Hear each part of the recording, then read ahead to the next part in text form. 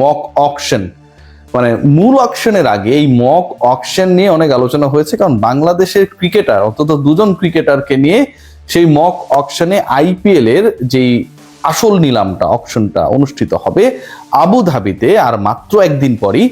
তার আগে অন্তত 2জন ক্রিকেটারকে নিয়ে আলোচনা হয়েছে 3.5 কোটি রুপি, প্রায় 4.5 কোটি টাকায় মুস্তাফিজুর রহমান সেখানটায় বিক্রি হয়েছে। তানজিম সাকিবকে নিয়েও আগ্রহ রয়েছে ফ্র্যাঞ্চাইজিগুলো, এরকম একটা আমরা ব্যাপার দেখেছি।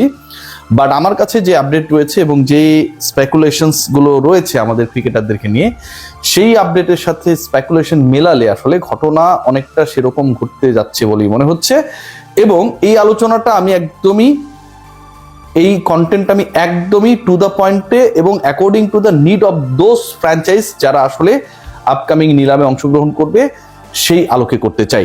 দেখুন, একটা নিলামে আপনারা যদি খেয়াল করে দেখেন যে আইপিএল এর নিলামে প্রত্যেকটা দল, নিলামে অংশগ্রহণকারী দল, এটার মধ্যে ডিরেক্ট সাইনিং গুলো আসলে অ্যাড হবে না, 120 কোটি রুপি তাদের পার্সে থাকে, সেই অর্থটা তারা খরচ করতে পারে।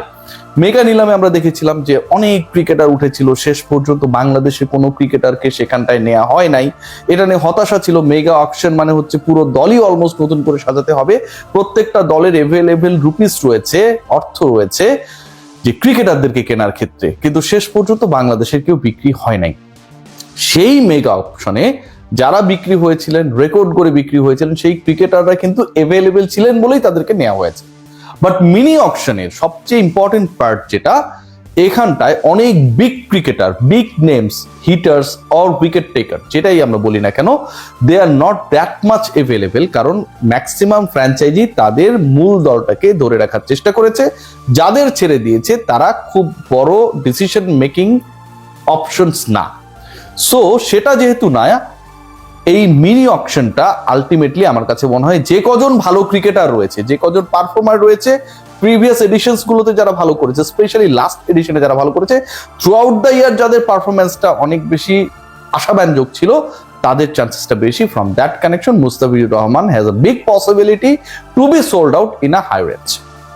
কেন এই ডিসকাশন করছি এবং কেন আজকে ট্যাগলাইনে বলছি যে মুস্তাফিজের দল পাবার ক্ষেত্রে বা মুস্তাফিজকে দলে ফেরানোর ক্ষেত্রে কলকাতা তো আসলে এক পা দিয়ে রাখবেই, এবং একই সাথে এখানটায় চেন্নাই সুপার কিংস কম্পিট করবে, এবং ইন্টারেস্টিং পার্ট যেটা, যে দিল্লি ক্যাপিটালস, যেটা তার সবশেষ আইপিএল এর দল ছিল, তাদেরও একটা বড় রোল থাকবে। এই 3টা ফ্র্যাঞ্চাইজি আলটিমেটলি মুস্তাফিজকে নিয়ে আমার কাছে মনে হয় বিট করবে, এবং 3.5 কোটি রুপিতে মুস্তাফিজ কোন একটা দলে চলে গেল, মক অকশনে যেটা আমরা দেখেছিলাম, আমার কাছে মনে হয় রেটটা সেটা ছাড়িয়ে যেতে পারে।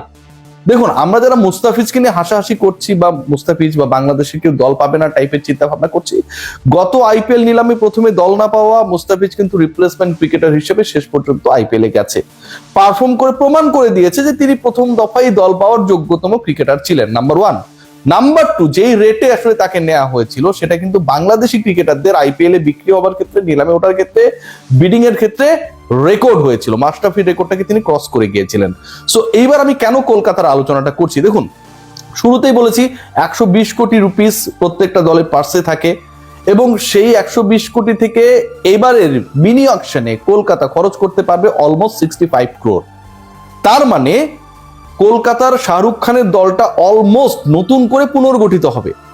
লাস্ট আইপিএল এর এক্সপেরিয়েন্স ভালো ছিল না, আন্দ্রে রাসেলের মতো ক্রিকেটাররা এবার নেই, এবং এই বাস্তবতায় কলকাতা আলটিমেটলি আপকামিং আইপিএল এর মূল দলই গড়বে আপকামিং মিনি অকশন থেকে। মিনি অকশন থেকে কেন বলছি, 120-এর মধ্যে তাদের ধরে রাখা ক্রিকেটারদের যে ভ্যালু সেটা হচ্ছে 55 কোটি রুপি, বাকি 65 কোটি রুপি তারা খরচ করবে মিনি অকশনে, এবং তাদেরকে যেই ক্রিকেটার ভেরাতে হবে তাতে অন্তত 6 জন ক্রিকেটার রয়েছেন যারা ফরেন ক্যাটাগরির ক্রিকেটার, 31 জন বিদেশি ক্যাটাগরি ক্রিকেটারকে দলগুলো নেবে, কলকাতাকেই নিতে হবে 6 জনকে তাদের 25 জনের ওই কোটাটা পূরণ করতে, যার হাতে রয়েছে 65 কোটি রুপির কাছাকাছি।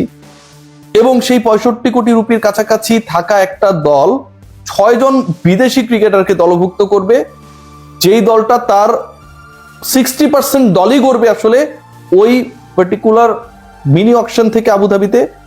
সেই দলের ভালো ক্রিকেটারের যে লিস্ট, চাহিদা, ডিমান্ড, সেই জায়গায় ওই 6 জনের মধ্যে মুস্তাফিজ কি থাকবে না? 2 কোটি ভিত্তি মূল্যের মুস্তাফিজ কি থাকবে না? অনেকেই মনে করবেন থাকবে না, ভাই থাকবে না। বাট আমার কাছে মনে হয় Kolkata definitely bid for Mustafiz in the upcoming IPL mini auction. Second part যেটা, চেন্নাই থেকে আমার কাছে মনে হয় দিল্লি মুস্তাফিজের জন্য যাবে। দিল্লির একটা ইন্টারেস্টিং ব্যাপার রয়েছে, তাদের হাতে রয়েছে 21 কোটি রুপি। 21 কোটি রুপিকেও খুব কম বলার সুযোগ নেই। কেন বলছি যে কম বলার সুযোগ নেই?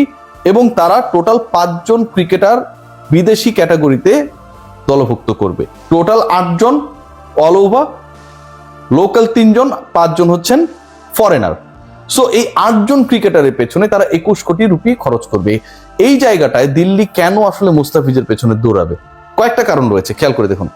সবশেষ যে খেলাটা হয়েছিল আইপিএল, যেখানটায় রিপ্লেসমেন্ট ক্রিকেটার হিসেবে মুস্তাফিজ খেলেছিলেন, দিল্লির হয়ে খেলেছিলেন, 3 ম্যাচে 4 উইকেট নিয়েছিলেন এবং একটা সময় এমন সিচুয়েশন হয়েছিল যে মুস্তাফিজ অনেকটা রিল্যান্ডলেস সিচুয়েশনে ছিলেন। তাকে যেভাবে ওই পার্টিকুলার একটা বিদেশি সফর শেষে দেশে এসে অ্যান্ড দেন দ্রুততার সাথে আইপিএল এ জয়েন করতে হয়েছিল, সেটা ভাই একটা হাড়ির মধ্যে তিনি ছিলেন। সেই সিচুয়েশনে থেকে তিনি 3টা ম্যাচ মাত্র পেয়েছিলেন এবং দারুণ পারফরমেন্স করেছিলেন। 3 ম্যাচের মধ্যে 2টাতে সবচেয়ে ইকোনমিক্যাল ছিলেন, একটাতে হাইয়েস্ট উইকেট টেকার ছিলেন, যেটাতে উইকেট পাননি সেটাতে মোস্ট উইকেট ইকোনমিক্যাল। সো দিল্লির আলটিমেটলি একজন মুস্তাফিজের মতো দরকার বোলার, মুস্তাফিজের মতো একজন পেসার দরকার। গতবার রিপ্লেসমেন্ট ক্রিকেটার হিসেবে দিল্লি মুস্তাফিজকে খেলিয়েছে, তারপরে তো দিল্লি অন্য কাউকে রিপ্লেস করে নাই, কারণ আইপিএলই শেষ হয়ে গেছে। ওই রিপ্লেসমেন্টের সুযোগটা আসছে হচ্ছে 16 ডিসেম্বর। যেই রিপ্লেসমেন্টে মুস্তাফিজকে খেলানো হয়েছিল, মুস্তাফিজ চলে আসার পর বা আইপিএল এর ওই আসরটা শেষ হওয়ার পরে ওই ঘাটতি তো এখনো দিল্লি রয়ে গেছে। দিল্লি কি চাইবে না যে এরকম একজন ক্রিকেটার যাকে রিপ্লেসমেন্ট হিসেবে খেলালাম, মেইন অকশন থেকে আমি তাকে নেই নাই এবং সেখানটা সে পারফর্ম করে দেখাই দিল, সেই ক্রিকেটারকে আমি ওখান থেকে নেব না?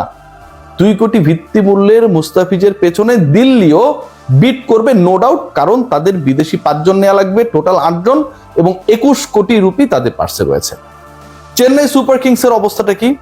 তারাও একটা কমফোর্ট জোনে রয়েছে লাইক কলকাতা নাইট রাইডার্স, এবং তাদের যে আরো কমফোর্ট জোনে থাকার একটা বড় কারণ হচ্ছে যে চেন্নাইয়ের টোটাল বিদেশি ক্যাটাগরির ক্রিকেটার দরকার 4 জন, আবার রয়েছে 44 কোটি রুপি। খেয়াল করে দেখুন, কলকাতার 6 জন ক্রিকেটার দরকার, বিদেশি ক্যাটাগরিতে টোটাল 13 জন ক্রিকেটার দরকার, তাদের স্কোয়াডের অর্ধেকেরও বেশি ক্রিকেটার তাদেরকে অকশন থেকে নিতে হবে। কিন্তু সেই বাস্তবতায় কলকাতার জন্য কিছুটা হলেও টাফ হয়ে গেল সিচুয়েশন। একই টাফেস্ট সিচুয়েশন কিন্তু চেন্নাইয়ের জন্য না। তাদের দরকারই হচ্ছে 4 জন বিদেশি ক্যাটাগরি ক্রিকেটার, এবং এই 4 জনের জন্য প্লাস কিছু লোকালের জন্য তাদের পার্সে রয়েছে 44 কোটি রুপি। সো আপনি যখন এরকম একটা কমফোর্ট জোনে থাকবেন, আপনি ডেফিনেটলি প্রিভিয়াসলি আপনার দলের জন্য পারফর্ম করেছিল এরকম কেউ, প্রিভিয়াস এডিশনে ভালো করেছিল এরকম কেউ, থ্রু আউট দ্য ইয়ার ভালো করেছে এরকম কেউ, অ্যান্ড ইম্পর্টেন্ট পার্ট যেটা মুস্তাফিজকে পিকড হবার ক্ষেত্রে বড় রোল প্লে করবে, চলমান আইএল টি20তে আসলে কোন ছন্দে রয়েছেন তিনি সেটা।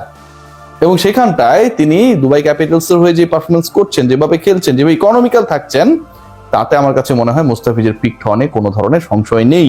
এবং মক অকশনে মুস্তাফিজ যে 3.5 কোটি রুপিতে বিক্রি হয়েছে, মাই প্রজেকশন ও প্রেডিকশন যেটাই বলি না কেন, তাতে মুস্তাফিজের প্রাইসটা আরো হাই হলে অবাক হওয়ার কিছু থাকবে না। সবাই ভালো থাকবেন, টেক গ্রেট কেয়ার।